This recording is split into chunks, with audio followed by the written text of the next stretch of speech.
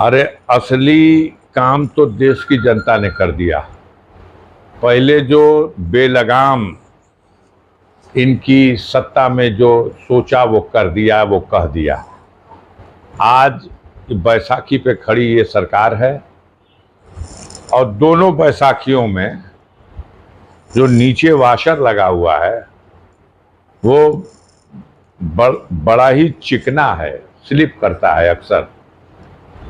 तो देखना पड़ेगा, बड़ा संभल के कदम बढ़ाना पड़ेगा। दोनों के एजेंडे को देख लीजिए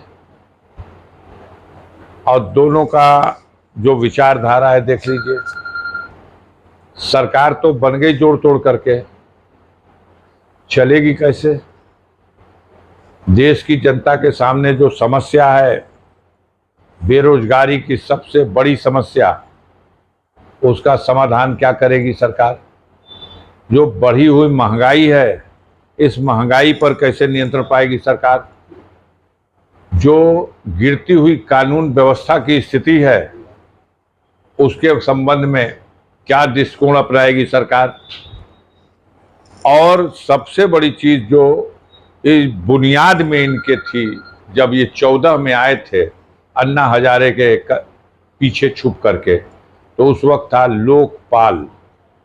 लोकपाल की नियुक्ति हो और देश में भ्रष्टाचार का ये जो बोलबाला है ये सर्वदा के लिए समाप्त कर दिया जाए।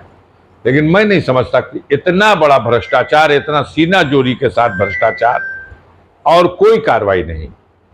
विजय माल्या हो, मेहुल चौकसी हो, नीरव मोदी हो, ललित मोदी हो, सैकड़ों ऐसे नाम हैं जो उन्होंने देश के खजाने को लूटा है। कार्रवाई के नाम पे कुछ भी नहीं।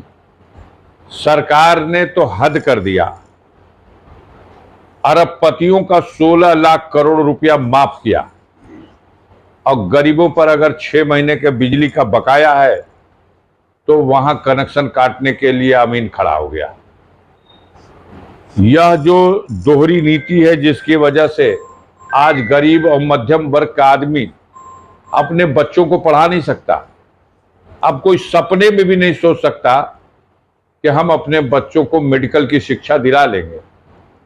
1 करोड़ से भी ज्यादा अगर उसके मन में सपना आ जाए कि हम अपने बेटे को MBBS बना दें तो 1 करोड़ से ज्यादा का तो फीस लग जाएगी।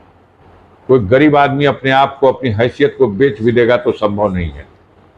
सर, मोदी की गवर्नमेंट में कल मोदी जी ने मंत्रिमंडल के साथ शपथ ली है। तमाम ऐसे चेहरे भी शामिल हैं मंत्री पद के रूप में जिन्होंने चुनाव ही नहीं लड़ा।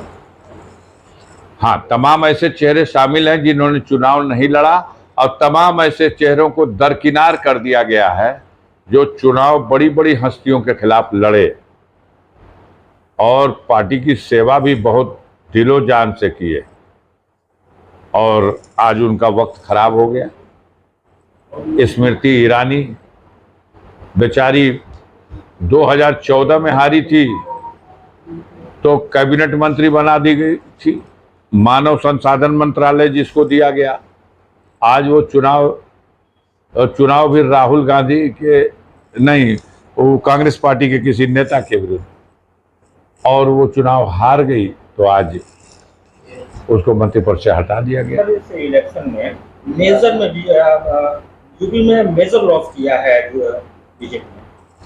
अरे भैया, संभाल दिया योगी आदित्यनाथ ने। मोदी का जादू खत्म हो चुका है।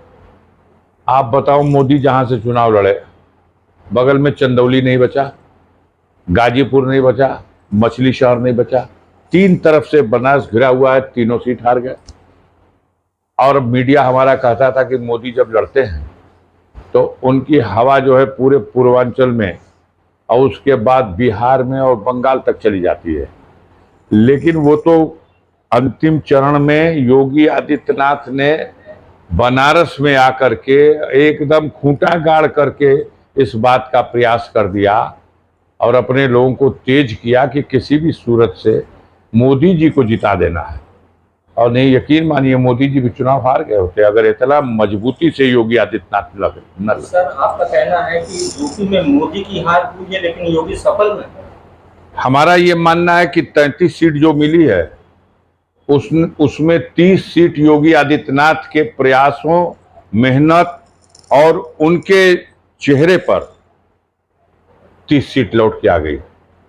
3 सीट होगी जो भारतीय जनता पार्टी, उनका समीकरण या मोदी जी के चेहरे पे आई होगी। कल केसी त्यागी का कल बयान आया था कि इंडिया गठबंधन ने जो नीतीश कुमार को जो पीएम बनाने के लिए ऑफर किया था। केसी त्यागी जी बहुत बड़े नेता है, मैं उनका बड़ा सम्मान करता हूं और जिसके साथ रहते हैं चट्टान की तरह खड़े रहते हैं। और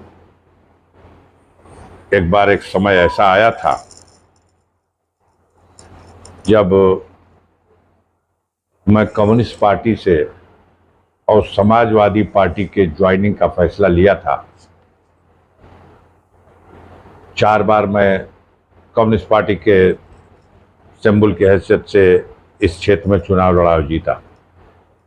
1993 का चुनाव जीतने के बाद 1994 में कई राउंड की वार्ता तो हुई नेताजी के साथ, लेकिन उस वार्ता के बाद वो वार्ता सफल हुई जो वो श्री केसी त्यागी के ही बीच की मध्यस्थता से।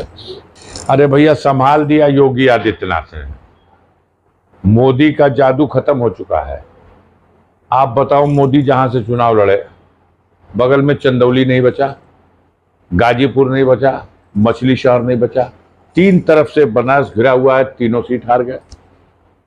और मीडिया हमारा कहता था कि मोदी जब लड़ते हैं तो उनकी हवा जो है पूरे पूर्वांचल में और उसके बाद बिहार में और बंगाल तक चली जाती है। लेकिन वो तो अंतिम चरण में योगी आदित्यनाथ ने बनारस में आकर के एकदम खूंटा गाड़ करके इस बात का प्रयास कर दिया और अपने लोगों को तेज किया कि किसी भी सूरत से मोदी जी को जिता देना है।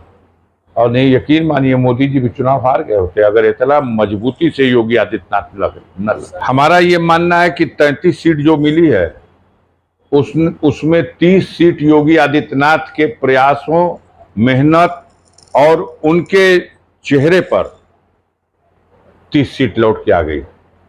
3 सीट होगी जो भारतीय जनता पार्टी, उनका समीकरण या मोदी जी के चेहरे पे आई होगी।